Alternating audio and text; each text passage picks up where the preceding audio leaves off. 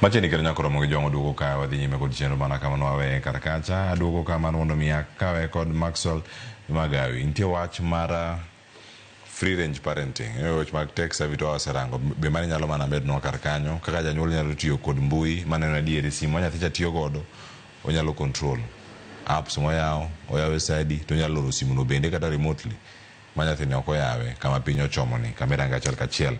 Wach mar free range ni bada ni mondo mi range en miwacho ni freedom thoth ahinya.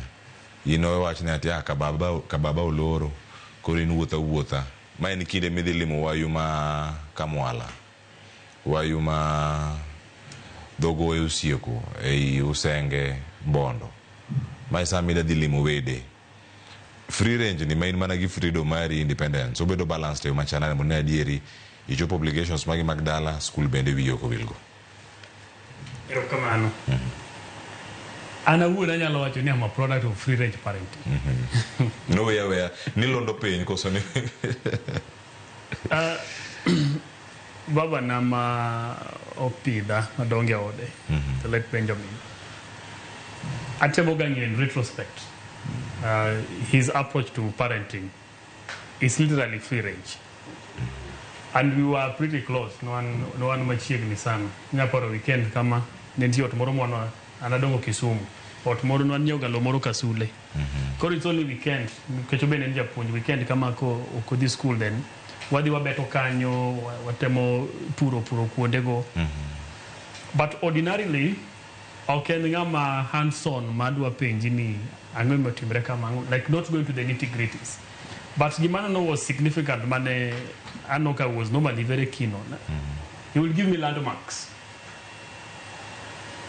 As long as you know, I don't even kocho po sama kama no gebe ni mosa timore. Ero school sa new doc. Daro ne yudna max marom kamai. Koro ino ko omi that framework to operate.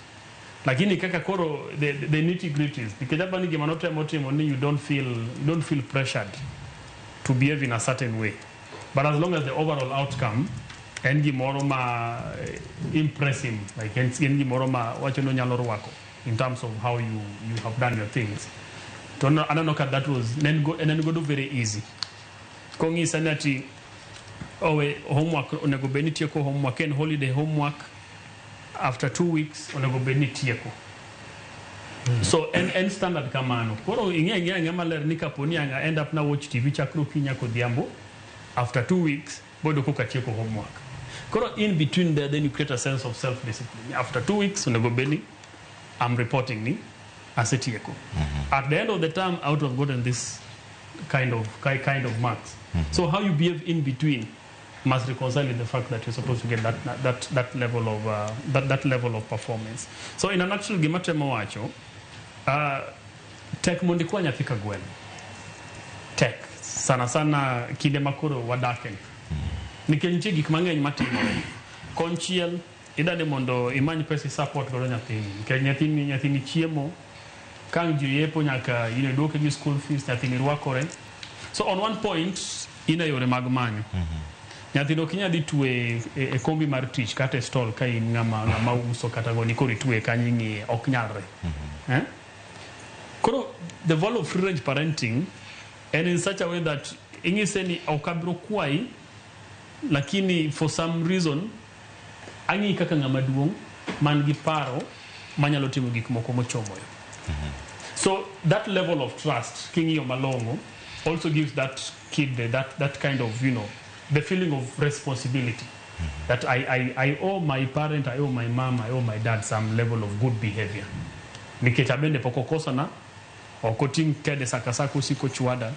Koro mondo kika bende kika ketra which put mar disappointing this old man or this old lady of mine. Then now I love to behave in a certain way. And then benaparoni free range parenting naturally creates an environment of openness. Because then now nyathine ni as a partner.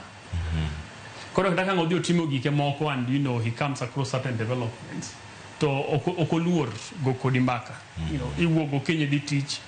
Iwe ot kayo luku sendege moko beto ang bange to wuok odhi yorege.